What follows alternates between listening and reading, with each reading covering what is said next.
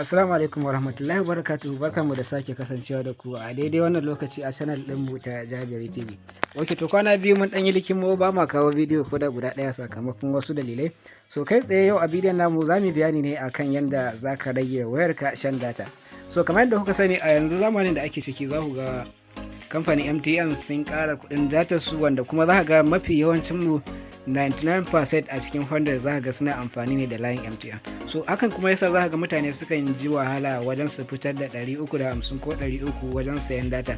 So ko da a ce sun saya din ma za ga a ɗan ƙaramin lokaci data ta riga ta ƙare. Saboda mai, saboda akwai application da dama da muke da su wanda suna aiki a background. Idan muka ce suna aiki a background, abin da ake nufi shine ko da application ba ka shiga cikinsa ba zai dinga amfani da data, wanda idan sakonni suna iya shigowa ta cikin application din ko da baka shiga ba, za ka iya ganin waɗannan sakunan suna shigowa ba tare da ka shiga cikin sa ba ma, balle a ce kai ne ka ba shi dama.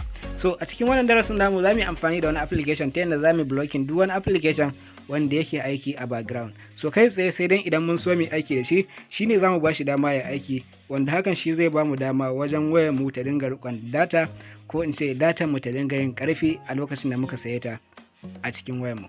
So kafin mu ci gaba, kada ka manta ka danna mana alama ta subscribe, sannan ka danna alama ta ƙararrawa, domin ta haka zaka dinga samun dukkan wani update da muke kawo a channel mu ta Jabiri TV. So sannan kuma ka share da wannan bidiyon zuwa ga ɗan uwanka. So daga nan zan sa muku link ɗin shi kansa application ɗin da za mu yi aiki da shi a cikin description na wannan bidiyo, ko kuma ka je comment na farko kai tsaye zaka samu wannan application ɗin. So idan kana kuma da wata tambaya zaka iya anto mana ita a wajen comment kai tsaye ka rubuta tambayar da kake da ita. So bayan mun yi downloading ɗin application ɗinmu mai suna NetGuard, to kai tsaye za mu shiga cikinsa kamar haka da kuke gani. To a lokacin da muka shiga cikinsa zai kawo mana wannan fuska, sai mu danna wajen da aka ce agree kamar haka. So menene amfanin wannan application ɗin? Kamar yadda na faɗa muku, amfaninsa zai baka dama ka blocking dukkanin wani application da yake aiki a background. So idan muka shigo cikinsa kamar haka da kuke gani, muka ja ƙasa, nan za ku ga dukkanin wani application da yake aiki da data, wanda ko da ka shiga cikinsa ko da baka shiga ba, idan har ka shigo nan zai nuna ma duk wani application da yake aiki a background. Misali wanda yake aiki da data, wanda kawai in dai an kunna data shi zai fara aiki ne ko da a ce baka shiga cikinsa ba. So duka waɗannan su ne da kuke gani, kun ga su nan, duk wani application da ka gani ya fito a cikin nan, to kai tsaye za ka ga yana aiki ne da data. To kaga ta iya yiwa kai kuma kana aiki ne da WhatsApp kaɗai ko Facebook, da kuma idan an haɗa da browser ta iya yiwa kana aiki ne da Chrome kaɗai. To hakan kuma zai baka dama kaga kai aikin ka cikin sauki ba tare da data ka ta ƙare da wuri ba. To amma idan ya zama da iya waɗannan guda ukun kake aiki, to kaga a cikin application guda 100 da kake da su misali, kowanne zai dinga jan data. To kaga kenan data ka za ta dinga ƙarewa da wuri ba tare da kai aiki da kowane irin application ɗin ba. So yanzu abin da za mu yi shine, idan muka zo za mu ga akwai Arabic keyboard, sannan akwai Abib, sannan background razor remover DT, sannan kuma akwai bazaar. So idan muka zo akwai binam, akwai block, sannan kuma dai akwai bomb play, sai kuma business suite.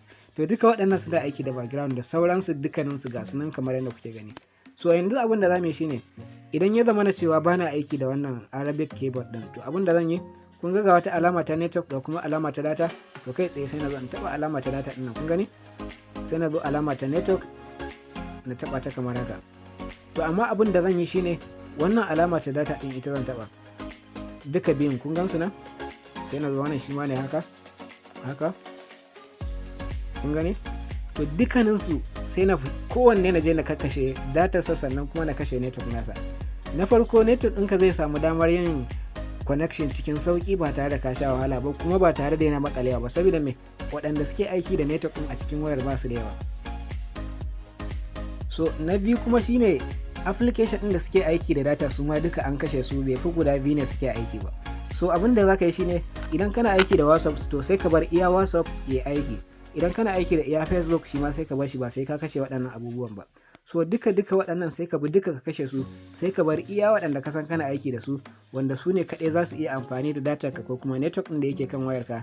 To wannan shi zai baka dama ta dinga quality ba tare da tana karewa da wuri ba, sannan kuma zai baka dama network ɗinka ya dinga tafiya normal yanda ya kamata, ba tare da kana shan wahala wajen yana kin yin sauri idan ka shiga wani waje ba. So wannan shine yanda ake bi. So sakamakon duka ina aiki da su ne, kun ga duka na dawo da su kamar haka. Kai kuma zaka iya kashe dukkanin wanda ka san baka aiki da shi. Idan kuma gaba ɗaya ma kake so ka kashe, za ka iya zuwa ka kunna nan wajen wanda kai tsaye duka zai yi removing duka gaba ɗayan su, sai kuma ka je ka zaɓi iya wanda kake so ka aiki da shi kamar Facebook ko WhatsApp, sai ka je ka kunna su saboda da su kake yin aiki.